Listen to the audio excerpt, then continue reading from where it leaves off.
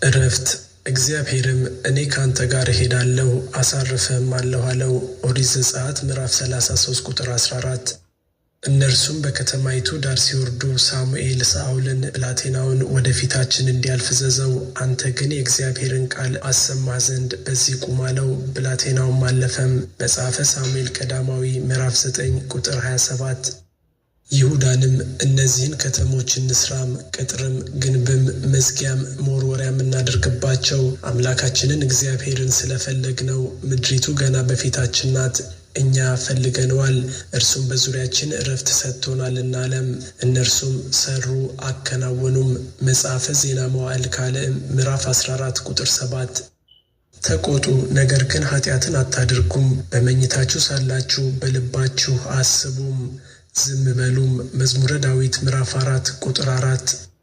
እግዚአብሔርን ተስፋ አድርግ፣ በርታ፣ ልብህም ይጽናም። እግዚአብሔርን ተስፋ አድርግ። መዝሙረ ዳዊት ምዕራፍ 27 ቁጥር 14።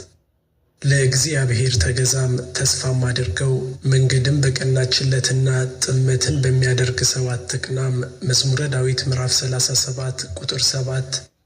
ለመዘምራን አለቃም የዳዊት መዝሙር። ቆይቼ እግዚአብሔርን ደጅ ጠናሁት፣ እርሱም ዘንበል አለልኝ፣ ጩኸቴንም ሰማኝ። መዝሙረ ዳዊት ምዕራፍ 40 ቁጥር 1።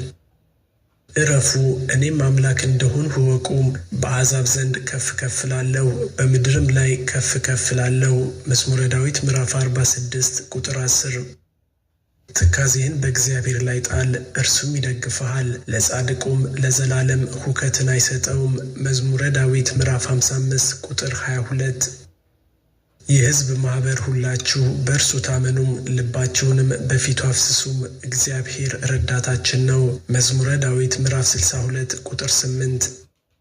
በአንተ ታምናለችና በአንተ ለምትደገፍ ነፍስ ፈጽመህ በሰላም ትጠብቃታለህ። ትንቢተ ኢሳይያስ ምዕራፍ 26 ቁጥር 3።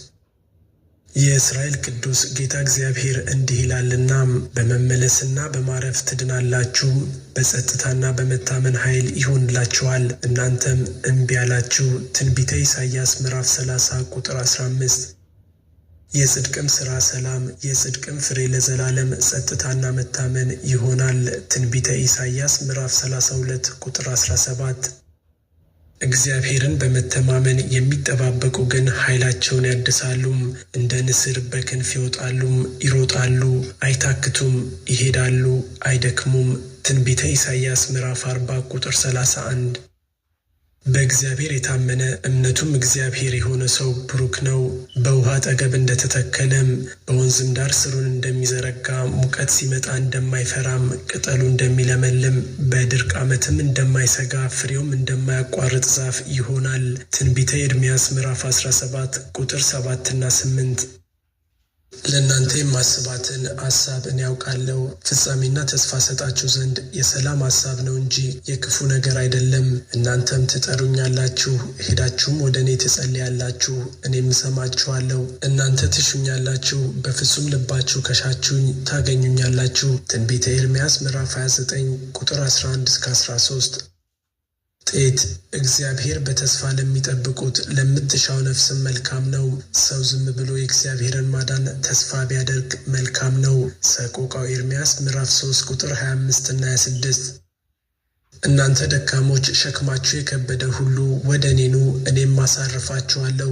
ቀንበሬን በላያችሁ ተሸከሙ፣ ከእኔም ተማሩ፣ እኔ የዋህ በልቤም ትሑት ነኝና ለነፍሳችሁም ዕረፍት ታገኛላችሁ። ቀንበሬ ልዝብ ሸክሜም ቀሊል ነውና። የማቴዎስ ወንጌል ምዕራፍ 11 ቁጥር 28 እስከ 30። አእምሮንም ሁሉ የሚያልፍ የእግዚአብሔር ሰላም ልባችሁንና ሐሳባችሁን በክርስቶስ ኢየሱስ ይጠብቃል። ወደ ፊልጵዮስ ሰዎች ምዕራፍ 4 ቁጥር 7። ስለዚህም ምክንያት ይህንን መከራ ደግሞ ተቀብያለሁ፣ ነገር ግን አላፍርበትም።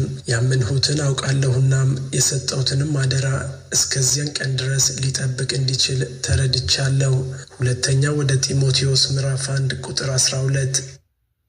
እርሱ ስለ እናንተ ያስባል፣ የሚያስጨንቃችሁን ሁሉ በእርሱ ላይ ጣሉት። አንደኛ የጴጥሮስ መልእክት ምዕራፍ 5 ቁጥር 7።